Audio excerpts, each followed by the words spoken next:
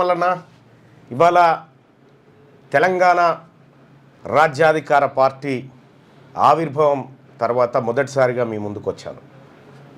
So ఇవాళ కొన్ని కీలకమైనటువంటి అంశాలను మీ ముందు మాట్లాడాలనుకుంటున్నాను.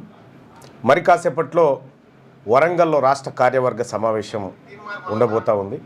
ఇవాళ 10:30 గంటలకు భద్రకాళి అమ్మవారి దర్శనం, ఆ తర్వాత 11 గంటలకు రాష్ట్ర కార్యవర్గ సమావేశం ఉంది. ఆ తర్వాత మీడియా సమావేశం 2 గంటలకు వరంగల్లో ఉంది. ఆ తర్వాత ఇతర కార్యక్రమాలు కూడా ఉన్నాయి. సో ఇవాళ మా పార్టీ రాష్ట్ర కార్యవర్గం వరంగల్లో కూర్చోబోతూ ఉంది. సో భవిష్యత్ కార్యాచరణ, పార్టీ నిర్మాణం, గ్రామీణ స్థాయి వరకు ఏ అంశాలను తీసుకోవాలనేటువంటి దానిపైన ప్రధానంగా చర్చించాలనుకున్నాం. ఇంకా వీటితో పాటు ఇంకా కీలకమైనటువంటి అంశాలు అనేకం ఉన్నాయి. సో ఇవి టీఆర్పీ పార్టీ టుడే షెడ్యూల్. అయితే ఇక తెలంగాణ రాజ్యాధికార పార్టీ ఏర్పడ్డ తర్వాత చాలామంది కడుపులో ఇన్ని రోజులు పెట్టుకున్నది డెలివరీ చేసుకోవడానికి సిద్ధపడతా ఉన్నారు. మరీ ముఖ్యంగా ఇక ఒక వర్గం వాళ్ళైతే తీన్మార్ మల్లన్న, కాంగ్రెస్ పార్టీ తీన్మార్ మల్లన్నకి ఎమ్మెల్సీ పదవి ఇచ్చింది, దాన్ని రాజీనామా చేయనుండే. కాంగ్రెస్ పార్టీ బీసీ డిక్లరేషన్ కూడా ఇచ్చింది, దాన్ని అమలు చేయనుండే అని వీడు చెప్పడిగా ఆ మాట అన్నాడు. పోచారం శ్రీనివాసరెడ్డి గారు డిఆర్ఎస్లో గెలిచి కాంగ్రెస్లో కండవాలు కప్పుకొని తిరగవచ్చు, ఆయనకే ఇబ్బంది లేదు. ఇక బంజేరి డైలాగులు బంజేరి ఇన్నాం, 7-8 దశాబ్దాలు ఇన్నాం. ఇంకా తిరిమొరి మాటలు మాట్లాడి ఇంకా బీసీలను ఇంకా అనగదొక్కుతాం, మేము ఉన్నదే అందుకు అనుకున్నట్టే ఇవి నడవయి అయిపోయింది ఇటు జమానా. మూసుకొని కూసోర్రి, లేకపోతే పరిణామాలు ఎట్లుంటాయో రాజకీయంగా మీరు చూస్తారు. రెండో విషయం, నేను క్లియర్గా చెప్పిన తెలంగాణ రాజ్యాధికార పార్టీ ఎవరికీ వ్యతిరేకం కాదు, సమానమైన హక్కులు అందరికీ దక్కాలి.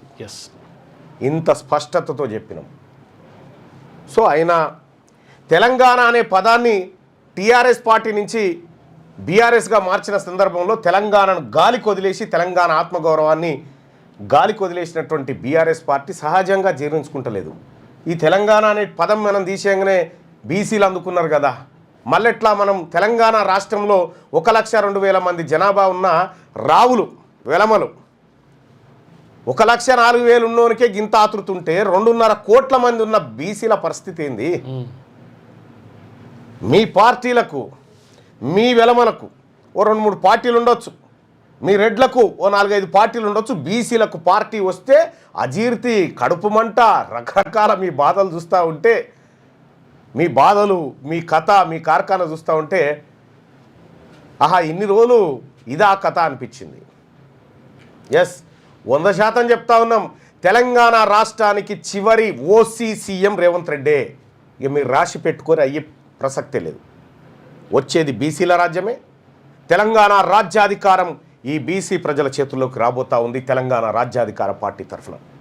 ఇప్పటికే చాలామంది కొంతమంది బీసీ ఎమ్మెల్యేలు కూడా ఫోన్ చేసి ఇవాళ నిమ్మలం ఉందన్నా మాకు, ఇక మేము ఎవరిని గులాంగిరి చేయాల్సిన పని లేదు, ఇవాళ మాకు విలువ పెరుగుతూ ఉందన్న, మా పార్టీలను మమ్మల్ని గౌరవిస్తూ ఉన్నారు, రాగానే కూర్చో అంటారు అన్న.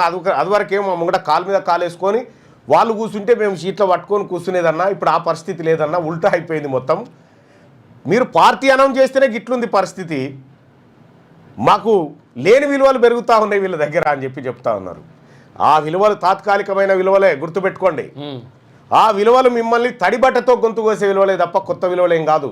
వాళ్ళు ఎప్పటికీ మనవులు కాదు, మీరు గుర్తుపెట్టుకోండి. అందుకే బీసీలు తెలంగాణ రాష్ట్రంలో ఉన్న 2.5 కోట్ల మంది బీసీల ఆత్మగౌరవ పతాకమే ఇది. మీ వ్యాపారం అభివృద్ధి కావాలని కోరుకుంటున్నారా? అయితే వెంటనే క్యూనస్ని సంప్రదించండి. Schools, colleges, banks, shops, office promotions, land promotions, political promotions, restaurant promotions, hospital promotions, పుట్టినరోజు వేడుకలు, శుభకార్యాలు, వ్యాపారాలు ఏవైనా, సందర్భం ఏదైనా ఇప్పుడే క్యూనస్ ద్వారా తెలియజేయండి. మీ వ్యాపారాన్ని అభివృద్ధి చేసుకోండి.